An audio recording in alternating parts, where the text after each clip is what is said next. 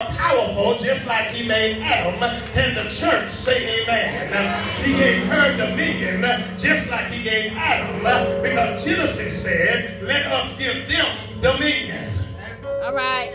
Y'all ain't gonna say amen. See, when you say amen to the word, it means it is so. You agree with God's word, and revelation can be extended as you agree.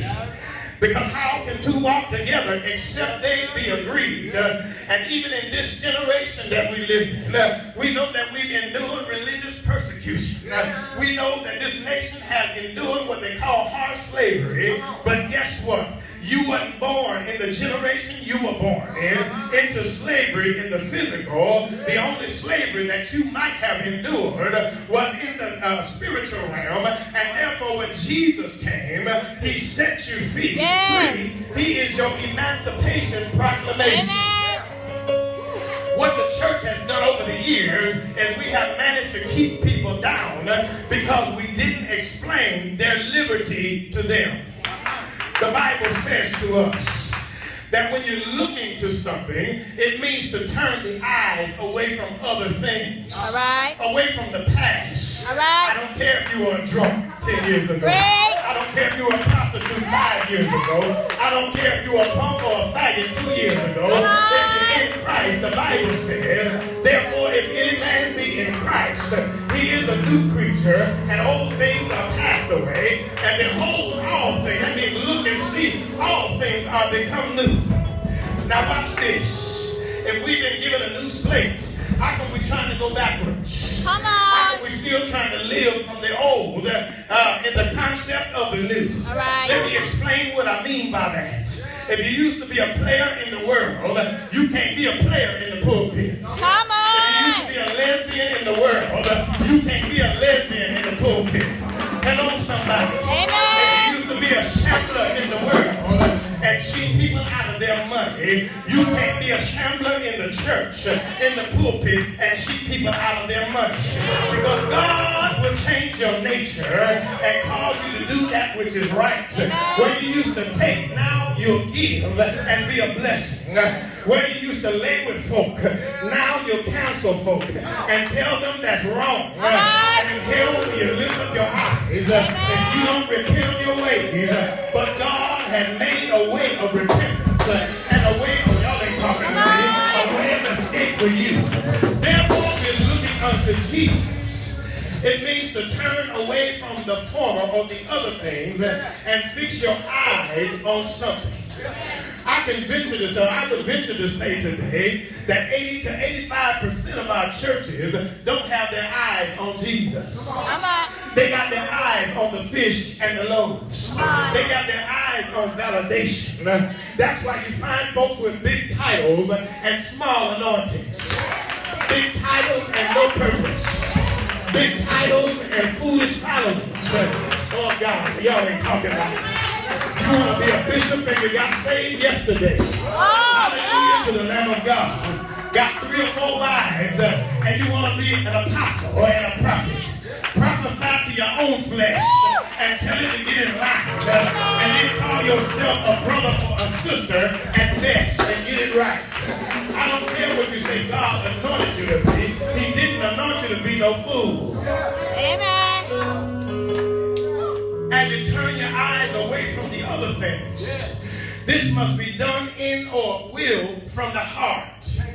If your eyes are looking one way and your heart is somewhere else, you are what you call double-minded. And the Bible said that a double-minded man is confused and unstable in all of his ways. And it went on to say this: let not that man think that he shall receive anything from the Lord. You might be filling up temples. You might be filling up sanctuaries. But you ain't filling them up for Jesus if you're double-minded. You ain't filling them up for Jesus if you're all about self-glory and self-gratification. And when you stand before God, you're going to not only have to give an account of yourself, all them souls that you led into deception that will follow you instead of Jesus, you're going to have to give an account for.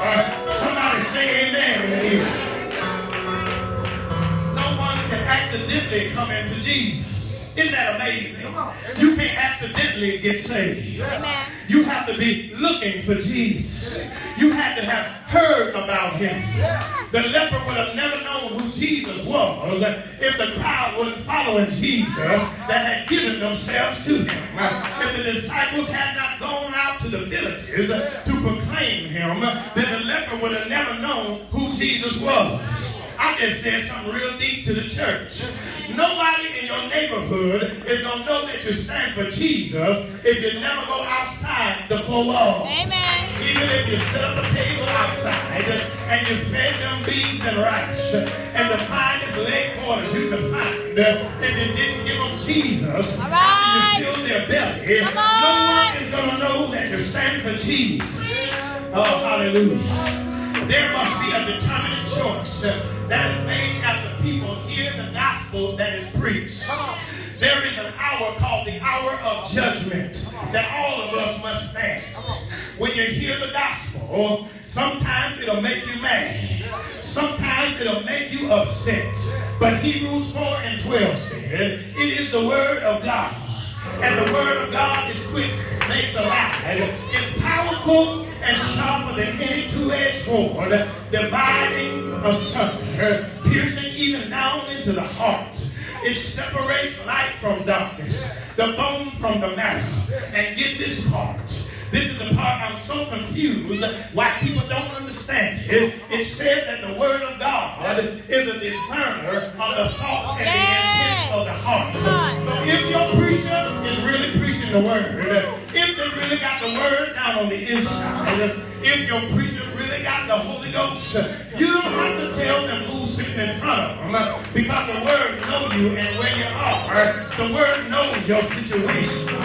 The word knows that your bills are due on Friday and you ain't got enough money on Tuesday. Come It is on. the word of God that is connected to God, which is the heart and mind of God. There is a determinate choice that is made after hearing the gospel preached of Jesus, looking unto Jesus. From the Greek, the word says, is pronounced ice, amazingly. It means into Jesus, or looking to Jesus, or looking toward Jesus. And then this is the one that got me looking for Jesus. All right. When you come to church, are you looking for Jesus? Are you looking for the preacher to talk about you? Are you looking for somebody to gossip and act up? Are you looking for the children to be unruly so you can go home and talk about them? Or are you looking for Jesus? You're fooling yourself.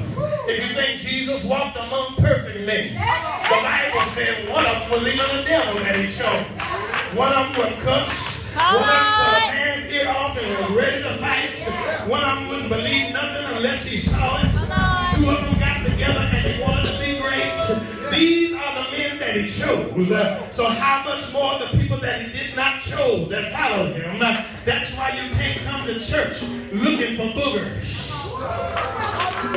If you come to the church looking for trouble, it's easy to find. If you come to church looking for fault, it's easy to find. If you come to church looking for deficiencies, they're easy to find as long as there's people there. Even if you find a rat in the church, he got some deficiencies too because of man's sin. So don't come to church looking for anything but Jesus. All right. Looking for him.